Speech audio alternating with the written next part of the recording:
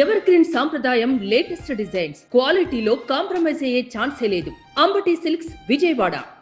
ప్రస్తుతం తమిళనాడులో రాజకీయ పరిణామాలు గంట గంటకు మారిపోతున్నాయి. ముఖ్యంగా తమిళనాడు ఎన్నికల ఫలితాల్లో సింగిల్ లార్జెస్ట్ పార్టీగా ఉన్నటువంటి టీవీకే పార్టీ ప్రభుత్వాన్ని ఏర్పాటు చేయడానికి ప్రయత్నించినప్పటికీ కూడా గవర్నర్ అందుకు ససేమిరా అన్నారు. పూర్తిస్థాయి మెజారిటీతో కూడినటువంటి ఎమ్మెల్యేల జాబితాను అందిస్తేనే ప్రమాణ స్వీకారం చేయిస్తాను, ప్రభుత్వ ఏర్పాటుకు అనుకూలంగా నిర్ణయం తీసుకుంటానంటూ గవర్నర్ రాజేందర్ పర్ణికర్ చెప్పినటువంటి మాట ఇప్పుడు దేశవ్యాప్తంగా ఒక సంచలనంగా మారింది. అయితే రెండవసారి కూడా విజయ్ ఇప్పుడు గవర్నర్ని కలిసి ప్రభుత్వ ఏర్పాటుకు మంత్రుల జాబితాను కూడా ఆయన అందజేశారు.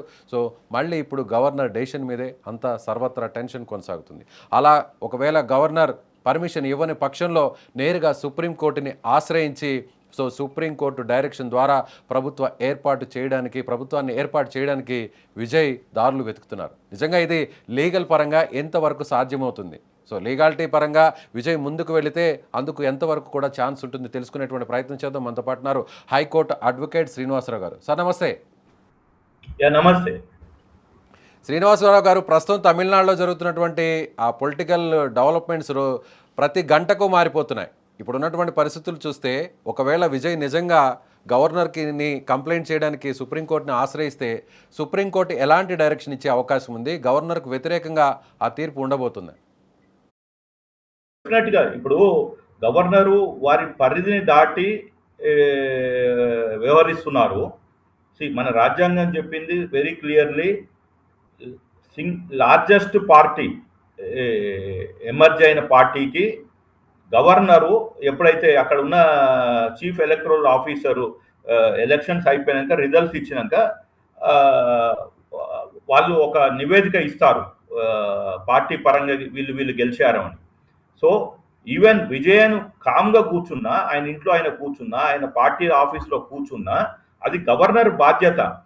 ఎలక్షన్స్ అయిపోయినాయి, ఎవరు సింగిల్ లార్జెస్ట్ పార్టీ వచ్చిండ్రు, ఆ సింగిల్ లార్జెస్ట్ పార్టీ అధినేతకి కమ్యూనికేట్ చేయటము governor primary duty as a constitutional head of that state.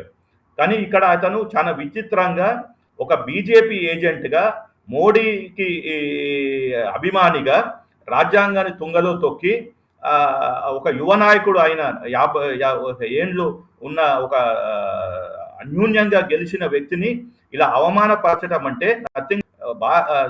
Doctor BR Ambedkar గారు రాసిన రాజ్యాంగాన్ని అవమానపరిచినట్టే. కాబట్టి ఇప్పటికైనా సరే గవర్నరు ఆయన ఏదో వాళ్ళ స్వామి భక్తి చూపిద్దాము అని మోడీ గారికి అమిత్ షాకు అనుకుంటే, ఇప్పుడు మోడీ అమిత్ షా గారు ఇతనికి గవర్నర్కి తలంటి ఇది కరెక్ట్ కాదు అని చెప్పి మళ్ళీ చెప్పి ఇమ్మీడియట్గా ఇది క్రైసిస్ అయ్యి సుప్రీంకోర్టుకి వెళ్ళి సుప్రీంకోర్టు ఇచ్చిన డైరెక్షన్ ఇస్తే మాత్రము ఇక అసలు మన Vijayan will be not only A super star or he will be a global star. And ఇది నైతికంగా అతనికి విజయము, ప్లస్ ఈ మోడీ అమిత్ షా ఎవరికైతే ఉన్నదో వాళ్ళకి పరాజయం. ఇది కరెక్ట్ కాదు, దిస్ ఈజ్ నాట్ కరెక్ట్. అంతెందుకు, ఇప్పుడు మీరు వాజ్పేయి గారు చూశారు, 96లో ఆయనకి సీట్లు రాలేదు, బట్ సింగిల్ లార్జెస్ట్ పార్టీకి ఆ రోజు రాష్ట్రపతి పిలిచి ఇచ్చాడు. 13 రోజులు ఉన్నాడు. 13 రోజుల తర్వాత ఆయన ప్రూవ్ చేసుకోకుంటే ఫ్లోర్ ఆఫ్ ద హౌస్లో రాజీనామా చేశాడు. సో బీజేపీకి ఎట్లుంది అంటే వాళ్ళ దగ్గరికి వస్తేనేమో రాజ్యాంగంలో ఉన్న లూప్ హోల్స్ని వాడుకుంటారు. లూప్ హోల్స్ కూడా కాదు, ఇది క్లారిటీ. ఇది అదే వీళ్ళది. ఇప్పుడు మోడీ గారికి 230 సీట్లే వచ్చినాయి. ఆయనకి భారీ మెజార్టీ వచ్చిందా? 272 మ్యాజిక్ ఫిగర్ లోక్సభలో వచ్చిందా? రాలే కదా. కాబట్టి వీళ్ళు ఏం చేస్తున్నారు అంటే, ఇవాళ నాకు తెలిసిన సమాచారం ఏంటంటే ఈ బ్యాక్ డోర్లో మళ్ళీ డిఎంకేని ఏఐడిఎంని కలిపేసి మొత్తం స్టాలిన్ని పళనిస్వామిని స్టాలిన్ అయితే ఇవాళ ఆయన ఒక ప్రకటన కూడా ఇచ్చారు. టీవీకే ఆ పార్టీ ప్రభుత్వాన్ని ఏర్పాటు చేయదలిస్తే మేము అడ్డుకోము, ప్రజలు ఇచ్చినటువంటి తీర్పుని శిరసా వహిస్తామంటూ కూడా ఆయన స్టేట్మెంట్ ఇచ్చారు. ఎక్కడా కూడా అన్నా డిఎంకేతో కలిసే పరిస్థితి లేదనేది ఇండైరెక్ట్గా ఆయన చెప్పారు. కానీ మీరు అన్నట్టుగా బీజేపీ కేంద్రం ఇలా ఒత్తిడి తీసుకొచ్చి చేస్తున్నటువంటి ప్రయత్నాలు ఎంతవరకు సక్సెస్ అవుతాయి? ఒకవేళ నిజంగా సుప్రీంకోర్టుని ఆశ్రయిస్తే సుప్రీంకోర్టు ఇమ్మీడియట్గా ఆ డెసిషన్ ఇచ్చేటువంటి అవకాశం ఉంది. అలాగే పళనిస్వామి కూడా ఇప్పుడు గవర్నర్ అపాయింట్మెంట్ కోరారు, అన్నాడీఎంకేకి సంబంధించిన అధినేత.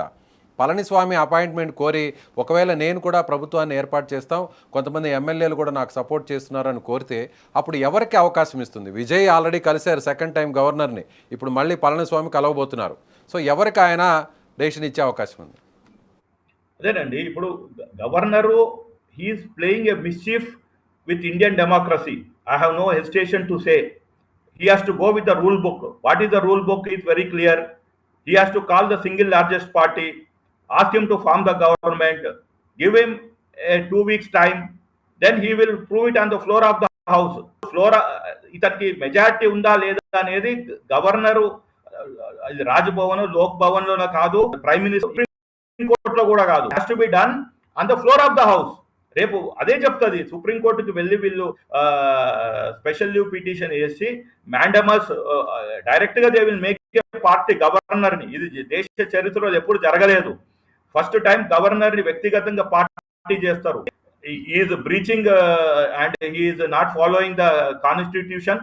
సో మీరు ఆయనకు మ్యాండమాస్ అంటాము, రిట్ మ్యాండమాస్, డైరెక్షన్ ఇవ్వండి అంటారు. Supreme court will give direction. What is wrong in it? You call the single party, whether it is Vijayan or DMK or AIDMK, it is immaterial. నీకు election commission of India election complete అయింది, complete అయినాక నీ result వచ్చినాక ఎవరు single largest party అది majority ఉండాలి అనేది ఏం లేదు. Pre poll post poll alliance కూడా అవసరం లేదు. నీకు సింగిల్ లార్జెస్ట్ పార్టీ ఎవరు ఉన్నారు,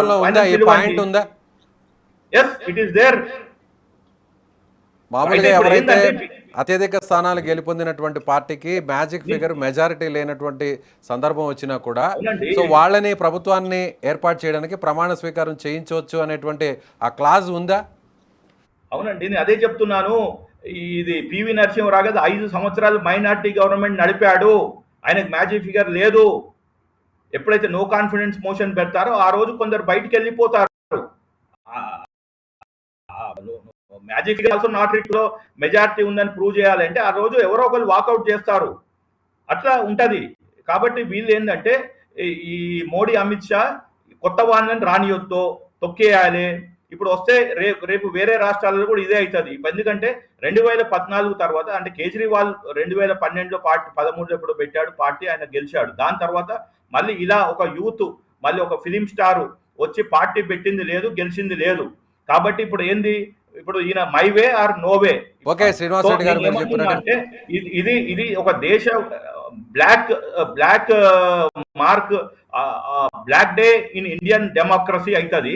కాబట్టి ఇప్పటికైనా కేంద్ర ప్రభుత్వం, అంటే వీరు సుప్రీంకోర్టు పోక ముందుకే కేంద్ర ప్రభుత్వం వాళ్ళు తప్పు తెలుసుకొని మోడీ అయినా అమిత్ షా గారు అయినా ఇప్పుడు ఆయన తాత్కాలిక గవర్నరు ఆయన ఈ కొత్త గవర్నర్ని పెట్టి ఇమ్మీడియట్ గా టీవీకి అధినేత విజయాన్ని ప్రమాణ స్వీకారం చేయించి ఆయనకి టైం ఇవ్వండి, ఓ 2 వీక్స్. ఎట్లయితే 96లో వాజ్పేయి గారికి ఇచ్చారో ఈ రోజు కూడా మోడీ గారికి అట్లనే ఇచ్చారు కదా. Is also not a absolute majority రాలేదు. ఈజ్ ఆన్ ద దయాదాక్షిణ్యం ఆఫ్ చంద్రబాబు నాయుడు గారు అండ్ నితీష్ కుమార్. కాబట్టి వాళ్ళకు ఒక నీతి, విజయానికి ఒక నీతి అంటే కరెక్ట్ కాదు. ఇక్కడ కులాలు మతాలు కూడా రావద్దు, అంటే హిందువులకు ఒక నీతి, క్రిస్టియన్లకు ఒక నీతి అనేది కూడా కాదు. ఇప్పుడు అది చాలా రాంగ్.